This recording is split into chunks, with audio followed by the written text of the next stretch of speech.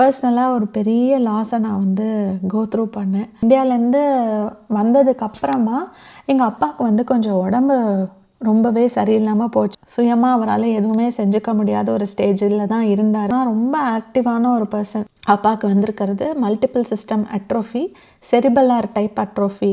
ரொம்ப ரேரான ஒரு நியூரோ டீஜெனரேட்டிவ் கண்டிஷன். இது ட்ரீட்மெண்ட்ஸும் கிடையாது, க்யூரும் கிடையாது. பஸ்ஸில் அப்படி கதறி அழுதுருக்கேன். இன்சுலின் எடுத்திங்கன்னா பிரெயின் ரப்சர் ஆகிடும்.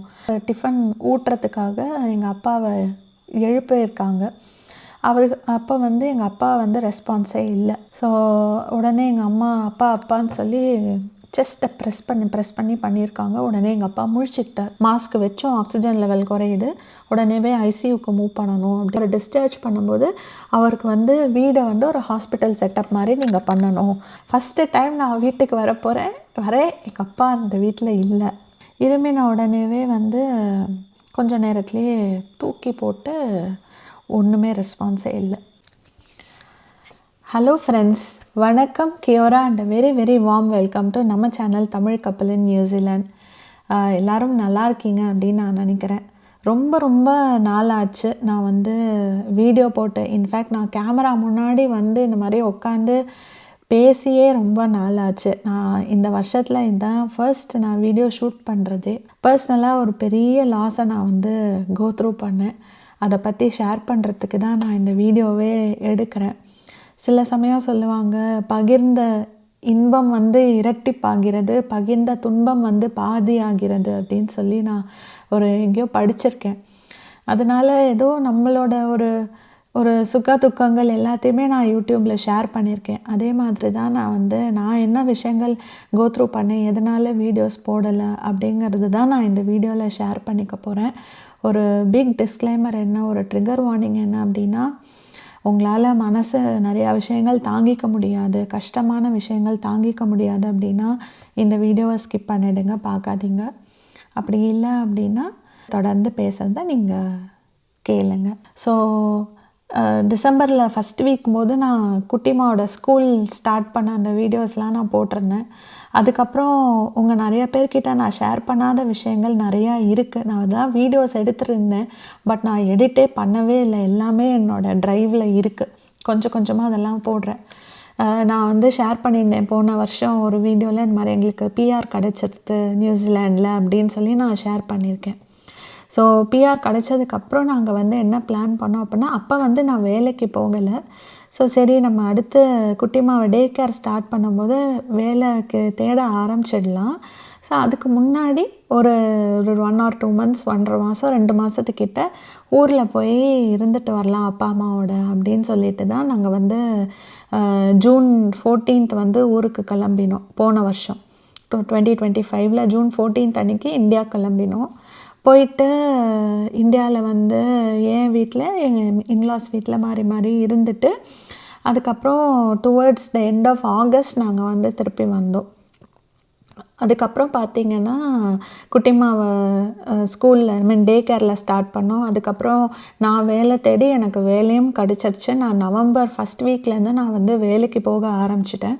ஸோ என்னோடய ஒர்க் நான் அப்படியே தேடினேன். என்னோடய ஃபர்ஸ்ட் டே ஆஃப் ஆஃபீஸ் எப்படி இருந்தது அது எல்லாமே நான் வீடியோ ஆக்சுவலாக ஷூட் பண்ணியிருக்கேன். நான் ஃப்யூச்சரில் அப்லோட் பண்ணுறேன். ஸோ நவம்பர் ஃபஸ்ட் வீக்லேருந்து நானும் வேலைக்கு போக ஆரம்பிச்சிட்டேன், குட்டிமாவும் ஸ்கூலுக்கு போக ஆரம்பிச்சிட்டாங்க. ஸோ அந்த டே கேரில் ஸ்டார்ட் பண்ணனால கொஞ்சம் ஹிக்கப்ஸ்லாம் அவங்களுக்கு இருந்தது. கொஞ்சம் உடம்பு சரியில்லாமல் போகும், நாங்கள் 2 பேரும் ஹாஸ்பிட்டல் மாறி கூட்டிகிட்டு போகிறது, அந்த மாதிரியான விஷயங்கள் ஹிக்கப்ஸ்லாம் இருந்தது. But still it was all going fine. அந்த மாதிரி தான். அப்போ வந்து நான் இந்தியாவிலேருந்து வந்ததுக்கப்புறமா எங்கள் அப்பாவுக்கு வந்து கொஞ்சம் உடம்பு ரொம்பவே சரியில்லாமல் போச்சு. ஆக்சுவலாக நான் இந்தியாவில் இருக்கும்போதே அப்பாவை வந்து ஒரு தடவை ஹாஸ்பிட்டலைஸ் பண்ணோம் நாங்கள். அப்பா கொஞ்சம் மாதிரி சளி ப்ராப்ளம் இருக்கிற மாதிரி இருந்தது. அதனால சரி ஹாஸ்பிட்டலில் அட்மிட் பண்ணி கொஞ்சம் என்னன்னு பார்க்கலான்னு சொல்லி பண்ணோம். அந்த வீடியோஸ் நான் உங்களுக்கு காமிக்கிறேன். அதுக்கப்புறம் ஹாஸ்பிட்டல்லேருந்து டிஸ்சார்ஜ் பண்ணியாச்சு. அதுக்கப்புறம் அவர் வாட்டுக்கு வீட்டில் நடமாட்டம் கிடையாது அவருக்கு. பட் நாங்கள் உட்கார வச்சா உட்காந்துப்பார். அதுக்கப்புறம் திருப்பி அவரை படுக்க வைக்கணும். லிட்ரலி சுயமாக அவரால் எதுவுமே செஞ்சுக்க முடியாத ஒரு ஸ்டேஜில் தான் இருந்தார். அவர் 2019 அவருக்கு பிரெயினில் ப்ராப்ளம் இருக்குது அப்படின்னு கண்டுபிடிச்சோம். அதுக்கப்புறம் வந்து அதுக்கு முன்னாடிலாம் பார்த்திங்கன்னா ரொம்ப ஆக்டிவான ஒரு பர்சன். 2016 எனக்கு கல்யாணம் ஆகிற வரைக்குமே நாங்கள் திருச்சியில் இருக்கும்போதெல்லாம் காவேரி பாலத்தில் நானும் அப்பாவும் வாக்கிங் போவோம். அப்போ வந்து அப்பா வாக் பண்ணுவார், நான் அவர் பின்னாடி லிட்டரலாக நான் ஓடணும், அந்த அளவுக்கு ஸ்பீடாக வாக் பண்ணுவார் அவர். அவ்வளோ ஒரு ஆக்டிவான பர்சன். ஸோ 2019 அவருக்கு பிரெயினில் ப்ராப்ளம் இருக்குதுன்னு கண்டுபிடிச்சோம். அப்போவே ரிப்போர்ட்ஸ்லாம் எடுத்துகிட்டு நாங்கள் அப்போ சிங்கப்பூரில் இருந்தனால சிங்கப்பூரில் எங்களுக்கு தெரிஞ்ச டாக்டர்கிட்ட வந்து காமிச்சோம். ஸோ அவர் வந்து அப்பாவுக்கு வந்திருக்கிற கண்டிஷனை பற்றி எனக்கு கிளியராக எக்ஸ்பிளைன் பண்ணார்.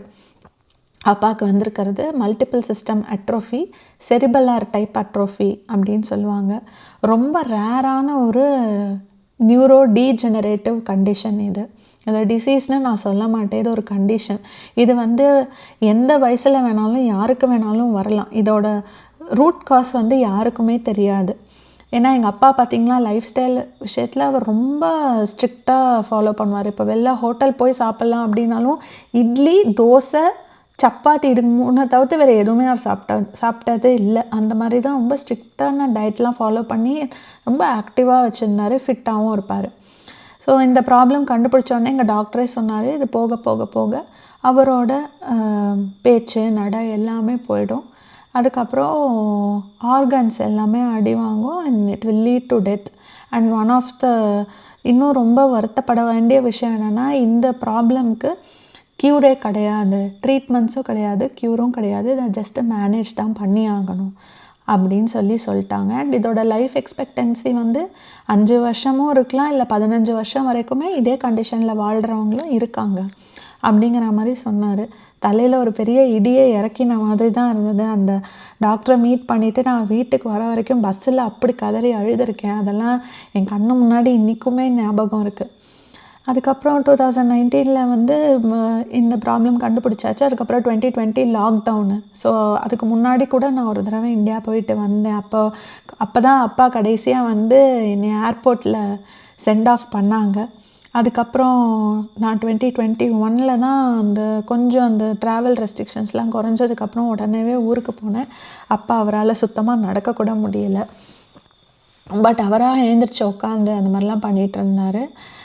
பேச்சும் ரொம்பவே குளர ஆரம்பிச்சிச்சு. எழுத்தும் அந்தளவுக்கு அவரால் சரியாக எழுத முடியல. நல்லா அவரோட சிக்னேச்சர்ஸ் வாங்குகிற இடத்துல எல்லாமே வந்து தம்பி இம்ப்ரெஷனுக்கு மாற்றிட்டோம். இது மாதிரி நிறையா விஷயங்கள் மாறியாச்சு. அண்ட் அப்பாவுக்கு நடுவில் ஒரு வருஷம் 2023 நினைக்கிறேன், 22 ஆமாம் 22 அப்போ வந்து ஒரு நாள் திருச்சி வீட்டில் இருக்கும் போதே திடீர்னு ரொம்ப சுகர் லோவாக போகி அவர் கொஞ்சம் அன்கான்ஷியஸாக போனனால உடனே ஹாஸ்பிட்டலில் அட்மிட் பண்ணி ஹைப்போகிளைசீமியான்னு கண்டுபிடிச்சி அதுக்கு உடனே டாக்டர்ஸ் ரொம்ப நல்லா அவரை டேக் கேர் பண்ணி நல்லபடியாக வீட்டுக்கு டிஸ்சார்ஜ் பண்ணியாச்சு. அப்போ டாக்டர் சொன்னது என்னென்னா, இனிமேல் இன்சுலின் எடுத்துக்காதீங்க, இன்சுலின் எடுத்திங்கன்னா பிரெயின் ரப்சர் ஆகிடும், அதனால் ரொம்ப லோ சுகருக்கு போயிடும், அதனால் இனிமேல் எடுத்துக்காதீங்கன்னு சொல்லி டேப்லெட்ஸ்லாம் கொடுத்தாங்க. அதை தான் அப்பா எப்போவுமே கண்டினியூ பண்ணி சாப்பிட்டுட்டு இருந்தார். ஸோ அப்போ வந்து என் தம்பி சென்னையில் ஒர்க் பண்ணிகிட்டு இருந்தாங்க. ஸோ இந்த மாதிரி அப்பாவுக்கு ஹாஸ்பிட்டலைசேஷன் ஸ்டேஜ் எல்லாம் வர ஆரம்பிச்சிச்சு. இனிமேல் தனியாக நீங்கள் திருச்சியில் இருக்காதீங்கன்னு சொல்லி சென்னைக்கு 2023 ஃபெப்ரில் வந்து அப்பாவும் அம்மாவும் என் தம்பியோடவே மூவ் பண்ணிட்டாங்க. ஸோ சென்னையில் தான் இப்போவும் இருக்காங்க. ஸோ கம்மிங் பேக் டு 2025 நவம்பரில் நான் வந்து வேலைக்கு ஜாயின் பண்ணிட்டேன். ஸோ அப்போ பார்த்திங்கன்னா அதுக்கு முன்னாடி நான் ஒரு தடவை இந்தியா போயிட்டு வந்தேன். ஜூனில் எங்களுக்கு பிஆர் கிடச்சிது அப்படின்னு சொல்லி நான் ஒரு வீடியோ போட்டிருப்பேன், ஜூனில் கிடச்சிருக்கு அப்படின்ட்டு. அதுக்கப்புறம் ஜூலையில் நான் ஒரு தடவை சரி நம்ம வேலை தேட போகிறோம், குழந்தையும் டே கேர் ஸ்டார்ட் பண்ண போகிறாங்க, அதுக்கப்புறம் ஃப்ரீக்வெண்ட்டாக ஊருக்கு போக முடியுமான்னு தெரியல, நம்ம அதுக்கு நடுவில் இந்த 2 மாதம் ஊருக்கு போயிட்டு வரலாம் அப்படின்னு சொல்லிவிட்டு, ஏன்னா எங்கள் அப்பாவோட கண்டிஷன் தெரிஞ்சனால என்னெல்லாம் கேப் கிடைக்குதோ நான் அப்போல்லாம் ஊருக்கு போகிறத ஒரு குறிக்கோளாகவே வச்சுருந்தேன். பைசா செலவானாலும் பரவாயில்ல, நம்ம ஊருக்கு போயிட்டு வரணும் அப்படிங்கிறது என் மைண்டில் எப்போவுமே இருக்கும். ஸோ ஊருக்கு ஜூன் மந்த்து போயிட்டு ஆகஸ்ட் எண்டில் நாங்கள் வந்தோம். நானும் குழந்தையும் ஊரில் இருந்தோம். என் ஹஸ்பண்ட் வந்து எங்களை ட்ராப் பண்ணிட்டு திருப்பி பிக்கப் பண்ணிக்கும் போது அவர் ஒரு 10 days இந்தியாவில் இருந்துட்டு நாங்கள் எல்லாருமா கிளம்பி வந்துட்டோம். அதுக்கப்புறம் அவங்க டே கேர் ஸ்டார்ட் பண்ணிட்டாங்க குட்டிமா.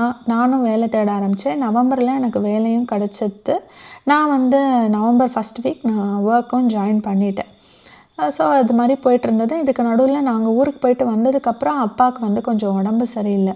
அவரால் ப்ரீத் பண்ணுறது கொஞ்சம் கஷ்டமாக இருந்தது. பட் அதை டாக்டர்ஸ் ஒரு ஹாஸ்பிட்டலில் போய் கேட்டப்போ அவங்க வெறும் வீசிங் தான் அப்படின்னு சொல்லிட்டு அப்பாவை வந்து உடனேவே அனுப்பிச்சிட்டாங்க. அதுக்கப்புறம் அடுத்த நாள் கொஞ்சம் ஓகேவாக இருந்தார். பட் திருப்பி ஒரு நாள் கழித்து மறுபடியும் அவருக்கு அந்த ப்ரீத்திங் ப்ராப்ளம், ரொம்ப சவுண்டாக ப்ரீத் பண்ணுவார். அந்த மாதிரிலாம் இருந்தனால இதுக்கு நம்ம ஏதாவது பண்ணணும் அப்படின்ட்டு அம்மாவும் என் தம்பியுமே வந்து ஃபுல்லாக என்ன பண்ணலாம் ஏது பண்ணலாம் அப்படின்னு பார்த்துட்டு இருந்தாங்க. ஏன்னா புது ஊர், அதனால பெருசாக யாரையும் தெரியாது, ஹாஸ்பிட்டல்ஸ் தெரியாது, அந்த ஒரு இதுதான். பட் கூட சப்போர்ட் பண்ணுறதுக்கு எங்கள் பெரியப்பா ஃபேமிலியும் சரி, என்னோடய மாமா மாமி ஃபேமிலியும் சரி, எங்கள் அம்மாவோட தம்பி, எங்கள் அப்பாவோட அண்ணா எல்லாருமே வந்து பக்கத்துலேயே இருக்காங்க. அதனால அவங்க எல்லாருமே ரொம்ப சப்போர்ட்டிவாக தான் இன்றைக்கு வரைக்குமே இருக்காங்க. எதுனாலும் பெரியப்பா அப்பாவுக்கு உடம்பு சரியில்லை அப்படின்னா நான் ரொம்ப லேட் நைட்டாக இருந்தாலும் உடனே ஓடி வந்துடுவார். அந்த அளவுக்கு ரொம்ப நல்லாவே பார்த்துக்குறாங்க. ஸோ அந்த மாதிரி இருக்கும்போது ஒரு நாள் சரி நம்ம டாக்டர்கிட்ட வேறு ஏதாவது ஹாஸ்பிட்டல் போகலாம் அப்படின்னு சொல்லிட்டு, ப்ரீத்திங் ப்ராப்ளம் ஜாஸ்தியாக இருக்குதுன்னு சொல்லிட்டு, சரி சளி தான் ஜாஸ்தியாக இருக்குது, நம்ம ஏதாவது ஹாஸ்பிட்டலில் அட்மிட் பண்ணிவிட்டு நம்ம இது பண்ணலாம், அந்த சளியெல்லாம் கொஞ்சம் ரிமூவ் பண்ணுறதுக்கு எதாவது பண்ணோன்னா ஹீ வில் ஃபீல் பெட்டர் அப்படிங்கிற ஒரு தாட்டில் தான் நாங்கள் இருந்தோம். ஸோ அதுக்கு நடுவில் என்ன ஆச்சுன்னா, டிசம்பர் 18 என் தம்பி காலையில் கிளம்பி ஆஃபீஸ் போயாச்சு. அப்போ வந்து எங்கள் அம்மா அதுக்கப்புறம் எங்கள் அப்பாவுக்கு டிஃபன் ஊட்டுறதுக்காக எங்கள் அப்பாவை எழுப்பியிருக்காங்க. அப்போ வந்து எங்கள் அப்பா வந்து ரெஸ்பான்ஸே இல்லை 18. ஸோ உடனே எங்கள் அம்மா அப்பான்னு சொல்லி செஸ்ட்டை ப்ரெஸ் பண்ணி பண்ணியிருக்காங்க. உடனே எங்கள் அப்பா முழிச்சுக்கிட்டார். என்னாச்சுப்பா, ஏன்ப்பா எழுந்திருக்கல, என்ன ஆச்சுப்பா அப்படின்னா, அவருக்கு ஒன்றுமே புரியல. பட் சரி அவர் எழுந்திரிச்சிட்டாரு அப்படின்னு சொல்லிட்டு அவரை உட்கார வச்சு, ஏன்னா இப்போ 2025 எந்த ஸ்டேஜில் இருந்தாருன்னு பார்த்தீங்கன்னா, அவரால் அவரை எழுப்பி உட்கார வைக்கணும், அதுக்கப்புறம் அவரை திருப்பி படுக்க வைக்கணும், பாத்ரூம் கூட்டிகிட்டு போகலாம், லிட்ரலாக தூக்கிட்டு தான் போகணும், அந்த மாதிரி ஃபுல்லாக டயப்பரில் இருந்தாங்க அவங்க. ஸோ எழுந்திரிச்சு சாப்பாடெல்லாம் ஊட்டியிருக்காங்க. உடனேவே என் தம்பிக்கும் ஃபோன் பண்ணி இந்த மாதிரி ஆச்சுனோன்னா, அப்போ தான் என் தம்பி ஆஃபீஸ்க்கே ரீச் ஆனாங்க. உடனேவே சொல்லிவிட்டு வந்துட்டாங்க. அப்புறம் என் பெரியப்பாவையும் கூப்பிட்டுட்டாங்க. பெரியப்பாவும் வந்து சரி இது என்னதுன்னு நம்ம கொஞ்சம் பார்த்துடலாம், இதுக்கு மேலே டிலே பண்ண வேணான்ட்டு ஹாஸ்பிட்டல்ஸ்லாம் போய் கொஞ்சம் விசாரித்து ஃபைனலாக இன்சூரன்ஸும் எடுத்துக்கிற மாதிரியான ஒரு ஹாஸ்பிட்டல் எங்கள் அப்பா அம்மா இருக்கிற நங்கநல்லூர் ஏரியாலேயே ஒரு ஹாஸ்பிட்டலில் வந்து அட்மிட் பண்ணலாம் அப்படின்னு சொல்லிவிட்டு அன்றைக்கி நைட்டு டிசம்பர் 18 நைட் ஒரு 8 o'clock போல் அட்மிட்டும் பண்ணியாச்சு. கேஷுவல் நார்மல் வார்டில் தான் இருந்தாங்க. அதுக்கப்புறம் நைட்டு வந்து ஆக்சிஜன் மாஸ்க்கு போட்டுடலாம் அப்படின்னு சொல்லி ஆக்சிஜன் மாஸ்க் போட்டாங்க, ஏன்னா ப்ரீத்திங் ப்ராப்ளம் இருக்கிறதுனால. அதுக்கப்புறம் ஒரு நாள் ஃபுல்லாக ஆக்சிஜன் மாஸ்கில் தான் இருந்தாங்க. அது வரைக்கும் அப்பாவுக்கு அம்மா வந்து வாய் வழியாக சாப்பாடு ஊட்டி விட்டுட்டு இருந்தாங்க. பட் அன்றைக்கிலேருந்து பார்த்திங்கன்னா மூக்கில் ரயில்ஸ் டியூப் போட்டுட்டாங்க. அது வழியாக லிக்விட் ஃபுட் மட்டும்தான் அப்பாவுக்கு போயிட்டு இருந்தது.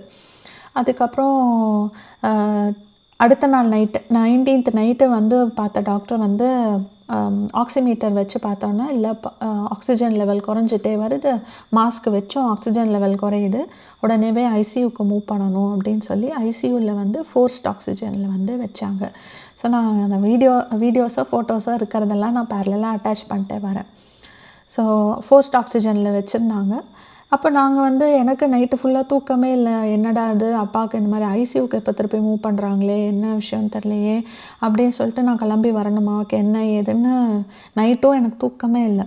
ஸோ கேட்டுகிட்டே இருந்தேன். என் தம்பி வந்து இல்லை நான் சொல்கிறேன் நீ வெயிட் பண்ணு, அப்பா நார்மலாக தான் இருக்கார், ஒன்றும் பிரச்சனை இல்லை, இந்த மாதிரி நாளைக்கு தான் அடுத்த நாள் தான் பல்மனாலஜிஸ்ட் வந்து பார்க்க போகிறாங்க, வந்ததுக்கப்புறம் தான் என்ன விஷயம்னு தெரியும் அப்படின்னாங்க. ஏன்னா அது டிசம்பர் டைம் வேறு.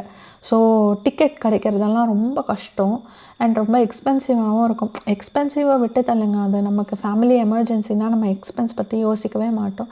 பட் டிக்கெட்ஸ் அவைலபிலிட்டியே ரொம்ப ப்ராப்ளமாக இருக்கும் அந்த டைமில், ஏன்னா எல்லோரும் வெக்கேஷன் போகிற டைம் அது. சரி அப்படின்னு சொல்லிட்டு நான் வந்து ஹோல்ட் பண்ணிகிட்டே இருந்தேன். அடுத்த நாள் பல்மனாலஜிஸ்ட் வந்து மீட் பண்ணதுக்கப்புறம் இந்த மாதிரி லங்ஸில் செஸ்ட் எக்ஸ்ரே எடுத்து பார்க்கும்போது ஒரு லங்ஸ் ஃபுல்லாகவே வந்து அவருக்கு கன்ஜஷன் ஆகிருக்கு, இன்னொரு லங்ஸ்லேயே ஓரளவுக்கு கன்ஜஷன் ஆகிருக்கு. அதனால இந்த ப்ராங்கோஸ்கோப்பி அப்படின்னு சொல்லி ஒரு ப்ரொசீஜர் பண்ணணும் அப்படின்னு சொன்னாங்க. அது பண்ணினா அந்த இதில் இருக்கிற அந்த லங்ஸில் இருக்கிற அந்த எல்லாத்தையும் எடுத்துட்டு அதை ஒரு சாம்பிள் ஒரு கல்ச்சர் டெஸ்ட்டுக்கு அனுப்பிச்சு அது என்ன மாதிரியான கன்ஜஷன், அந்த கன்ஜஷனில் என்னெல்லாம் இருக்குதுன்னு கொஞ்சம் தெரிஞ்சுக்கலாம் அப்படின்னு சொல்லியிருந்தாங்க. சரி அப்படின்னு சொல்லிட்டு அடுத்த நாள் மண்டே வந்துடுச்சு. மண்டே அன்றைக்கி கண்டிப்பாக அவசரமாக பண்ணியே ஆகணும் அப்படின்னு சொல்லிட்டு சரின்ட்டு ப்ராங்கோஸ்கோப்பி மண்டே அன்றைக்கி பண்ணியாச்சு.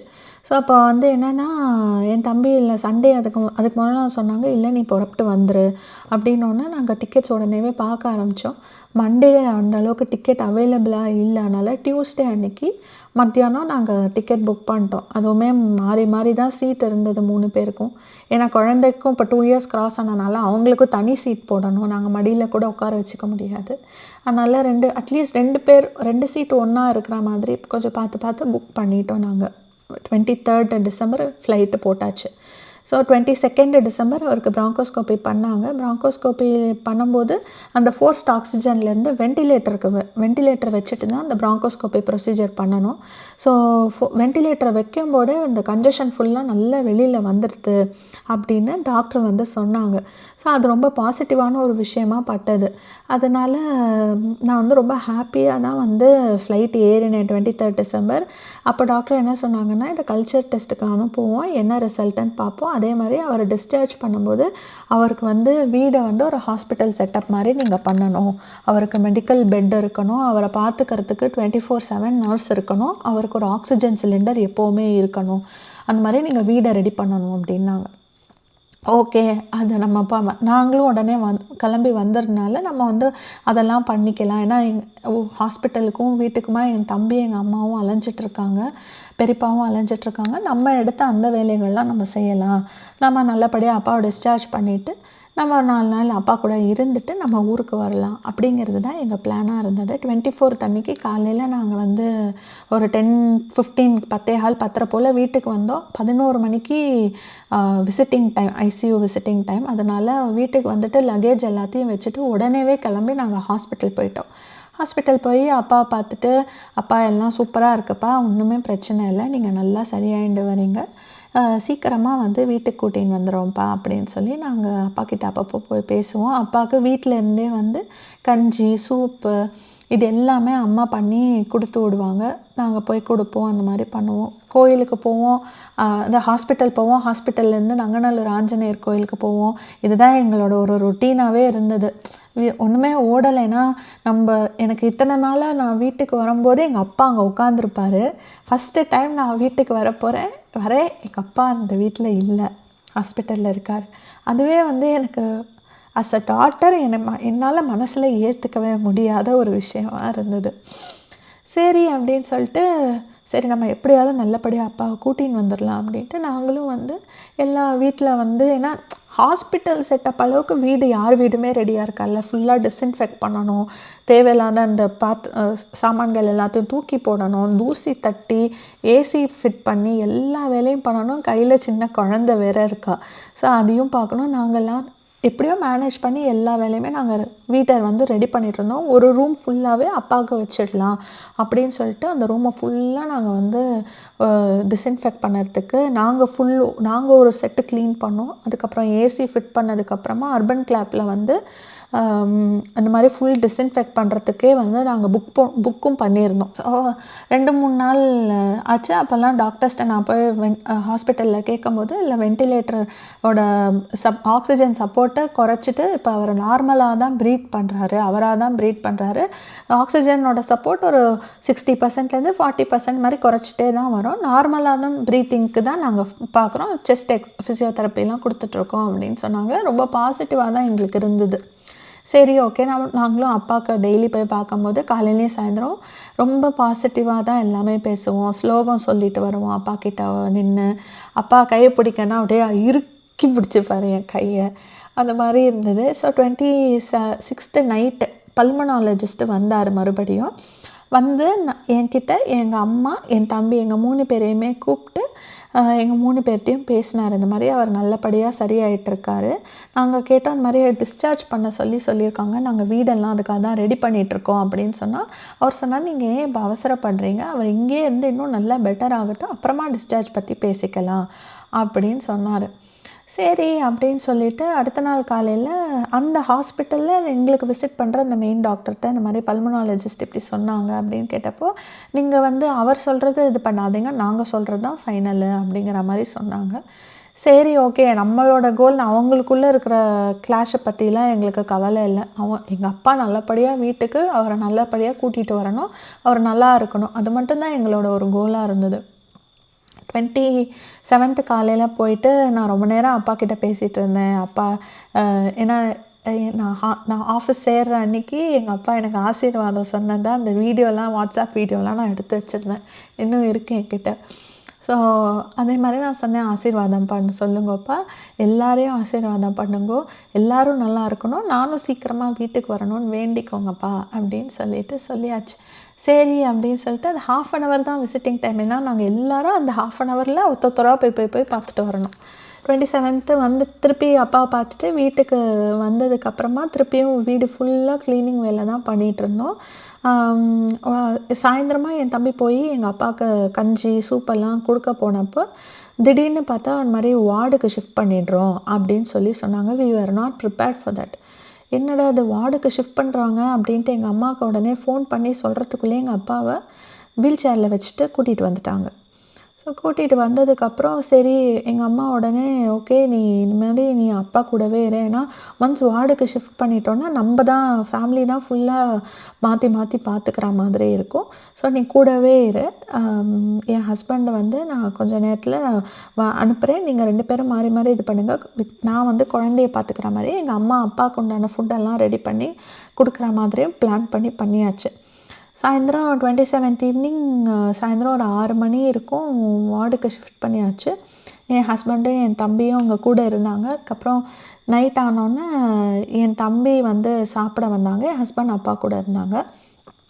அதுக்கப்புறம் வந்து என் ஹஸ்பண்ட் சாப்பிட வந்தாங்க, என் தம்பி அங்கே போனாங்க. அப்பாவுக்கு வந்து இந்த மாதிரி அடுத்து டின்னர் கொடுக்கணும் அப்படின்னு சொல்லிட்டு இன்சுலின் போடணும், இன்சுலின் போட்டுட்டு டின்னர் கொடுக்கணும் அப்படின்னு சொன்னாங்க.